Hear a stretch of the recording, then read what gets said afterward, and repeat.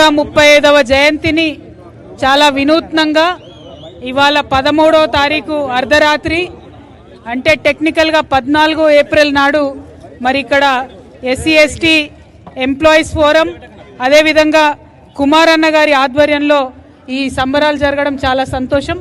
మరి తెలంగాణ జాగృతి నాయకులు మహిళా నాయకత్వంతో సహా ఇంత పెద్ద ఎత్తున హాజరైనటువంటి అందరికీ కూడా బాబాసాహెబ్ గారి జయంతి సందర్భంగా మనస్ఫూర్తిగా శుభాకాంక్షలు తెలియజేస్తా ఉన్నాను.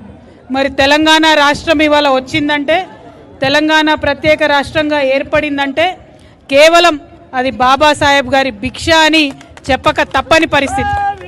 ఎందుకంటే ఆర్టికల్ 3 అనేటటువంటిది మన రాజ్యాంగంలో లేకపోతే, ఆ రాజ్యాంగం మనకు శక్తినివ్వకపోతే, తెలంగాణ ఉద్యమానికి ఒక నైతిక పునాదినివ్వకపోతే మనం ఇవాళ రాష్ట్రం సాధించుకునే వాళ్ళం కాదు.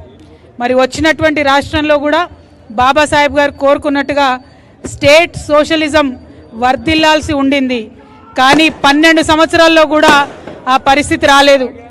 ఇప్పుడు మరీ దారుణంగా ప్రతి చోట కూడా దళితుల మీద, పేదవారి మీద, మహిళల మీద అకృత్యాలు రోజు రోజుకు పెరుగుతున్నాయి తప్ప తగ్గడం లేదు.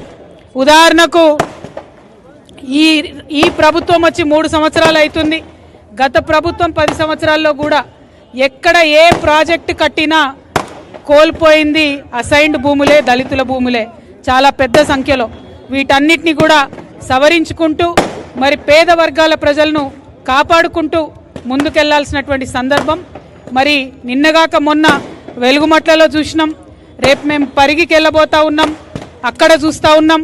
1200 ఎకరాల భూమి తీసుకుంటే అందులో దాదాపుగా 1000 ఎకరాలు దళితుల అసైన్డ్ భూమినే ప్రభుత్వం తీసుకోవడం జరిగింది.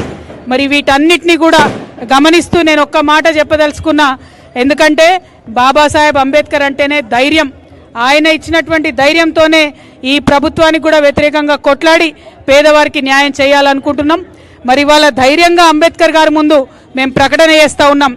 ఈ ప్రభుత్వం, ఈ ముఖ్యమంత్రి, ముఖ్యంగా ఈ భూమి మీద ఎవరైనా యాంటీ అంబేద్కర్ ఉన్నారంటే అది రేవంత్ రెడ్డి గారు అని చెప్పక తప్పని పరిస్థితి ఉన్నది.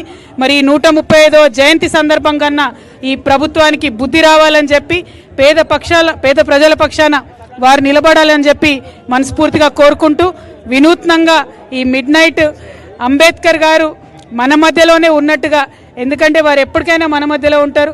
Is not a person, is not a human being, is a thought, is ideology.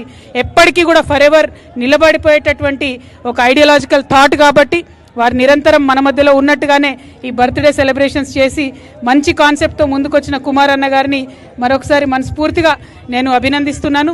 మీ యొక్క ఎంటైర్ బృందానికి కూడా నేను ధన్యవాదాలు తెలియజేస్తూ ఉన్నాను.